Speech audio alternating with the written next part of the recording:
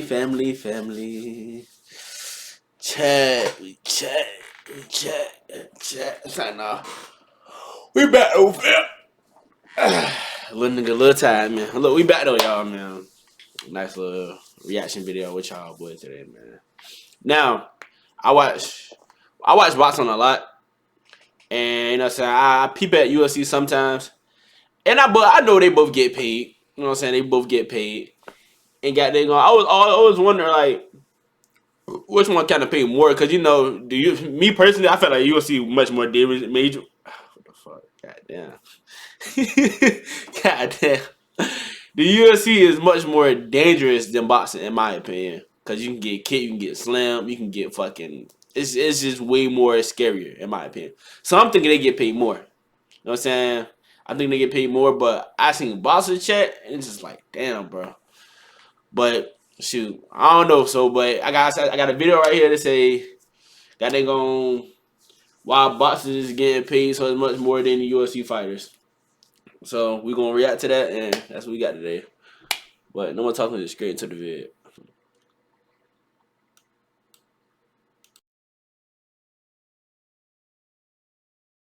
A UFC champion makes, seriously. Unless you're a super popular UFC champion, the pay isn't great. According to my pay, I don't mean to the UFC. While at the height of their careers, the top-earning boxers can comfortably make over $50 million per fight. The huge split has led to antitrust lawsuits, fighters quitting while champion, and other companies trying to make votes. Oh, so that's why a lot of UFC fighters be like converting to boxing and stuff because they don't really make nothing to box. I mean, UFC. That's crazy. 50 million a fight though, bro. 50 million a fight. Just imagine what Tank and Ryan Garcia did. Oh my god.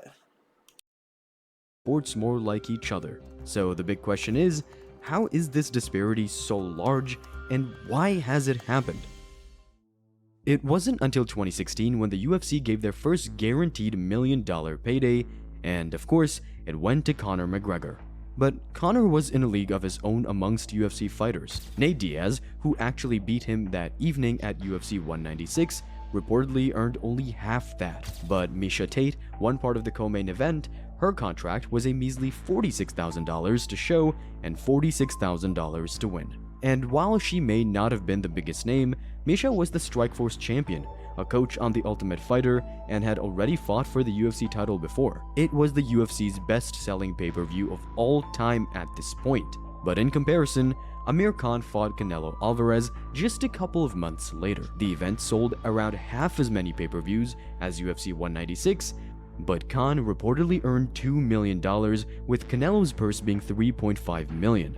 And as you move to more recent times, those numbers are blown out of the water. Take Usyk vs Fury 1. According to sources online, Tyson Fury made an absurd amount of money. He's definitely gonna make 100 million. Bro, that's a lot of money just to lose, bro. Fuck it, put me in the goddamn boxing ring. Fuck it. Fuck it at this point. Fuck it, put me in a professional boxing ring. See, I'm like, 220. So I'll probably be fighting heavyweight.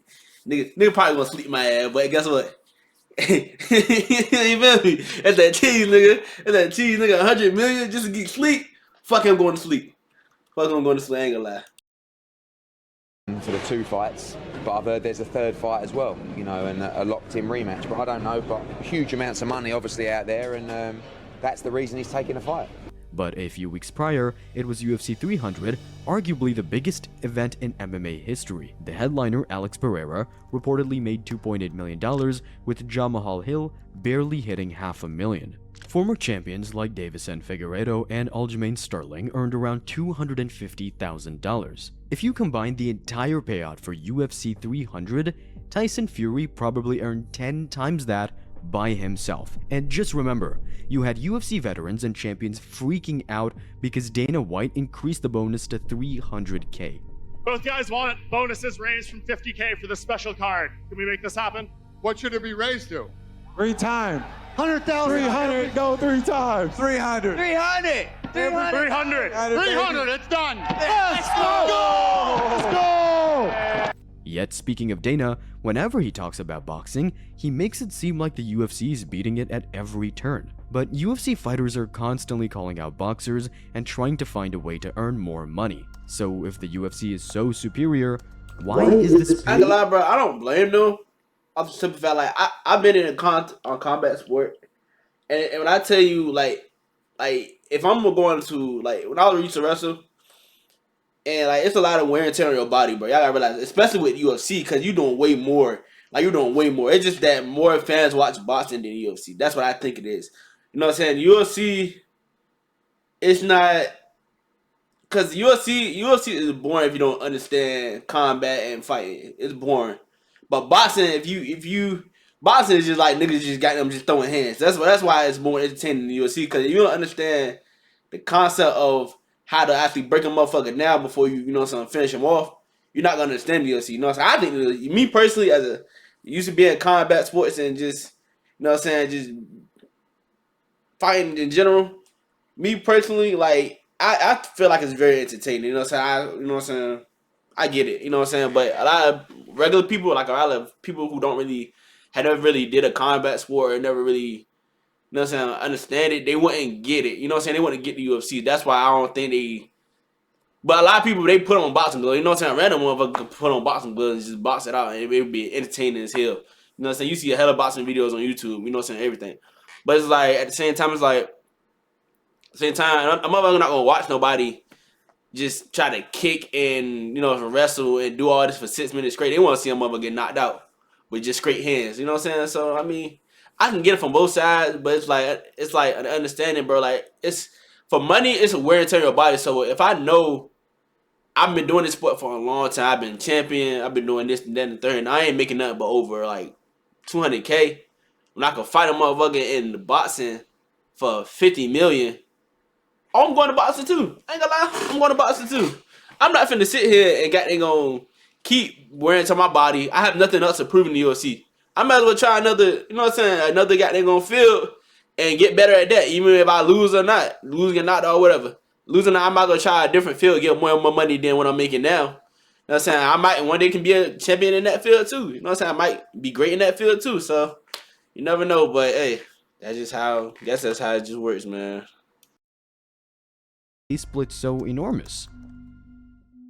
The most obvious reasons are how entirely different the UFC and boxing are structured. In the UFC, you have one single entity with a near complete monopoly on the sport. This is the most dangerous sport in the world, and the UFC, you know, makes billions of dollars a year, and they're only paying their fighters 15% of that. You know, Ari Emanuel, the CEO of Endeavor, you know, his salary last year was more than the entire UFC roster.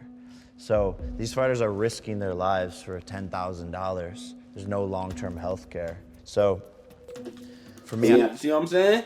Hey, bro, Jake Paul himself offered more money, just his own fights. Jake Paul own events. That's one thing I can't respect about Jake Paul though. Like, you know what I'm saying? I ain't got a problem with Jake Paul. I ain't really got a problem with the nigga, but the one thing I can't respect about him though, he actually pays people on his cards. Like, he actually pays them. Like, when he said he paid more than the UFC, he's not lying. That nigga actually pays way more than what people getting paid. And like he said, it's a lot of wear and tear on their bodies, bro. And they ain't really get paid nothing. So what's the point? You feel me? That's why I was just explaining to y'all. I just saw it as a problem, and I am one of the people who can use my platform to speak up about it, because a lot of fighters in the UFC are scared to say something because Dana can just shelf them. The UFC calls the shots. They dictate how much revenue they're willing to give their fighters, when they'll fight, and who against. And if you don't like it, well, Dana White will just say you can leave or go start your own promotion instead. And the end of the day is, this is my company. Who the fuck are you to tell me how to pay my people? Yeah. And if you don't like it, there's no barrier to entry. Go start your own MMA organization and pay them whatever you want. And although exploring free agency has worked in the past, it's extremely rare. As a UFC fighter, you're an independent contractor with very little rights, and unless you're a significant draw, you have essentially no leverage. Even UFC champions get pressured to say yes to the company. In a now deleted YouTube video, former bantamweight champion Aljamain Sterling admitted he felt pressured and coerced by the higher-ups at the UFC to accept a quick turnaround fight against Sean O'Malley because of money. You'd never hear a boxing world champion saying they felt pressured by their bosses to accept a fight, because the boxing world is run almost completely opposite to the UFC. There's numerous organizations, different promoters, and if you're a star, you hold all the power. You have a major say in who you fight, when and where it takes place, how the money is going to be split up, and essentially everything else. And if the two fighters can't come to an agreement, there isn't a powerful boss behind them pressuring them into saying yes. They have the freedom to just decline and take their business elsewhere. We got to say, if a fighter really wants to make the fight happen, then they'll press to make it happen. But fighters will just use the excuse of their promoter or network or something like that. And sometimes it's true. I'm not saying that it's always the case, but for the most part, we need to try to control our own destiny, try to control our own careers. You know what I'm saying? We're not under an organization like the NFL or like NBA or nothing like that. Like, we have the say, we just don't, express it enough. The difference is, the UFC banks the money they earn. They invest into huge shows like The Sphere, create The Ultimate Fighter, and have hundreds, if not thousands of employees to pay. I'm very happy with what we've accomplished and what we've done and what we continue to do, not just for the fighters, but for our employees who work here at the UFC. We continue to grow the sport.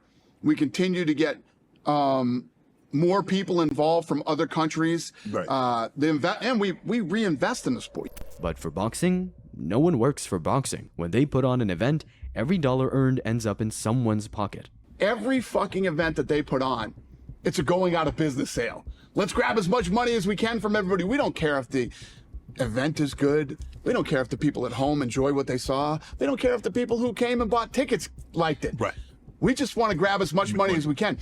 They never reinvested in the sport. Tell me a sport or any business ever in the history of the world that has probably made trillions of dollars in revenue, and at the end of the day, there's nothing there. That's boxing. And that's why reportedly the UFC gives around 16% of its revenue to the athletes, whereas for a boxing event, that number is usually closer to 50%. It's why UFC fighters are desperate to make the leap into the squared circle. They all want to fight Jake Paul, Kamaru Usman called out Canelo, but one of the very few who has truly made a successful go at it is Francis Ngannou. He gave up the UFC's heavyweight title, tested free agency, and Dana White was convinced it was going to be a disaster. Francis just thinks that he's in a position where he's got some Conor McGregor-Mayweather fight on his hands, which he does not. That fight was like a once-in-a-lifetime type deal. But in his two fights against Tyson Fury and Anthony Joshua, reports say he earned around $30 million combined. For reference, his purse was just $600,000 for his final UFC fight. In fact, he reportedly made less than $4 million across all 14 of his UFC appearances. But this is because the sports are entirely different, and it has some serious ramifications. For the UFC, at least from a fan's perspective, it's incredible. The best almost always fight the best. There's a clear ranking system to follow, and for most people, there's only one promotion to watch. It's pretty easy to be an MMA or UFC fan, but for the fighters, well, it's far from ideal and it's caused a lot of backlash. I actually have more of a problem with what the higher level guys get or don't get, right? i.e., a percentage of the pay-per-view, a bigger percentage of the pay-per-view, a bigger percentage of the revenue share, a bigger percentage of the gate, all that stuff. It led to hundreds of former UFC fighters teaming up to try and take on the UFC in a decade-long antitrust lawsuit that only recently got settled. Whereas for boxing, it's pretty much the opposite. They argue about how the revenue is getting split up, what size the ring is, who the judges are, and who walks out last and everything in between. And sometimes you get two fighters who go, Chris, I am not taking less than 55%. And Conor, there is no way I'm taking a fight unless it's 50-50. And sometimes that's the reality of the people that you deal with. Sometimes fights happen 5 years after they should have happened. Yet when they finally sort their differences out, the elite fighters get paid enormous amounts for their troubles. For boxing and MMA, that's the way it's always been for decades. But now, two huge entities have come into each sport and are looking to shake up the entire business models. What is the Global Fight League? So we're launching 6 global teams, 4 different continents, and we're launching our proof of concept season starting in April. We have multiple venues booked in multiple different cities around the world. We're embracing our flexibility to begin with, and doing that 50-50 revenue share, the team versus team, proof of concept season, and it's finally lined up. We have 300 fighters signed as of right now. Our draft is January 24th. On those 6 teams, there's 20 athletes per each roster, so we'll sign 120 of the actual fighters that have signed, and then we'll get underway with events in April.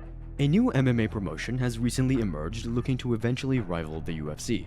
They've signed a giant roster filled with UFC veterans, are promising a 50-50 revenue split with the fighters, and claim to support them into retirement. Some of the top 50: Woodley, Verdun, Pettis, Alexei Oleinik, JDS, Hector Lombard, Luke Rockhold, Abu Bakar Nurmagomedov, Vanderlei Silva, Alex Gustafsson, the former UFC title contender. There's more: Thiago Santos, Andre Arlovski, Lucas Martins, Gabriel Souza, Kevin Lee, Frank Mir, B. Nguyen, Charles Rosa, Alan Belcher. These are of the top 50 followed. Ilia Latifi, Jeremy Stevens, Marlon Moraes, Benson Henderson, all these guys, Gegard Mousasi, all these guys are on board. All these guys are signed. We've seen MMA organizations promising the world to fighters in the past, only to disappear after a few years, so no one really knows how GFL will perform. But I can guarantee a lot of people currently under contract with the UFC will have their eyes on it, because the recent antitrust lawsuit ended in a $375 million settlement, which may sound like a significant sum of money the UFC had to pay out, but it isn't in the grand scheme of things. But it ultimately meant that the UFC can keep their fighters' contracts the same way going forward and keep them as independent contractors with very little freedom. On boxing side though, we've already seen a huge shakeup. There is 4 company, 4 belt. So many problems. So many problems, you know, and also, and you need to catch the youngest generation now. Yeah. You need to have good poster, good music, good show. You understand? Good trailers. DJ, you know, you understand me? Good promotion. Use a lot of cameras, use a lot of things. Similar to what UFC now do.